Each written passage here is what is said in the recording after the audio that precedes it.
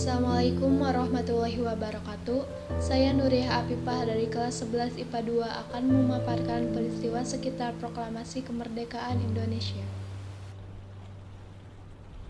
Pada tanggal 14 Agustus 1945, Jepang menyatakan menyerah kepada pasukan sekutu setelah dua kota industri di Jepang, Hiroshima dan Nagasaki dibom atom oleh Amerika Serikat.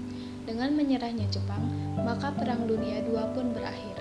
Angkatan Laut Kekaisaran Jepang secara efektif sudah tidak ada sejak Agustus 1945, sementara invasi sekutu ke Jepang hanya tinggal waktu.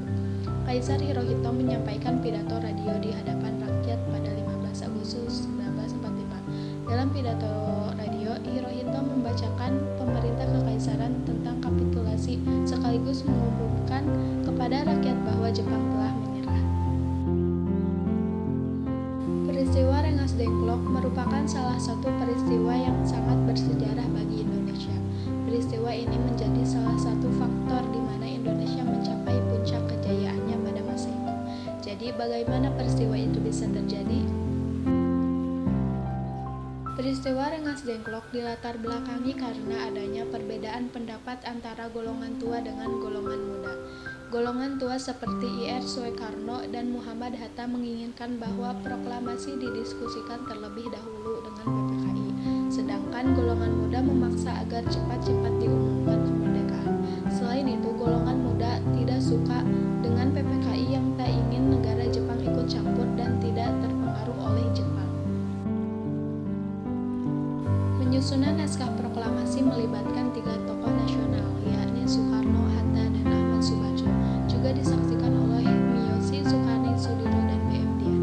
Teks proklamasi tersebut memuat pernyataan tegas dan keinginan bangsa Indonesia untuk menjadi negara merdeka yang menentukan nasibnya sendiri.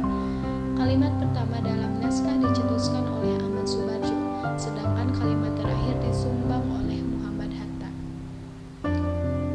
Setelah perumusan naskah, teks proklamasi tersebut diketik oleh Sayuti Melik dan ditandatangani oleh Soekarno-Hatta.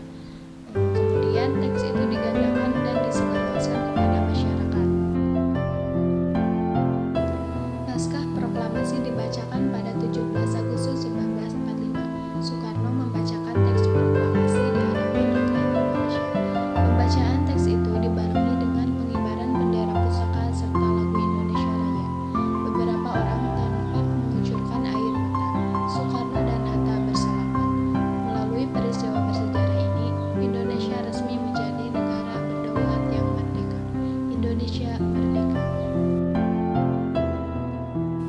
Sesaat setelah teks proklamasi kemerdekaan Indonesia pada tanggal 17 Agustus 1945 selesai dibacakan, penyebaran berita proklamasi kemerdekaan Indonesia gencar dilakukan agar berita kemerdekaan ini sampai ke seluruh pelosok di tanah air bahkan luar negeri.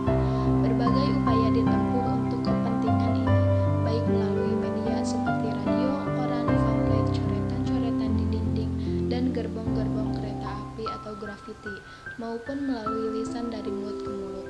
Hal ini tidak hanya dilakukan oleh tokoh-tokoh BPU PKI atau PPKI, tetapi oleh setiap lapisan masyarakat di negeri ini, terutama oleh kalangan pemuda.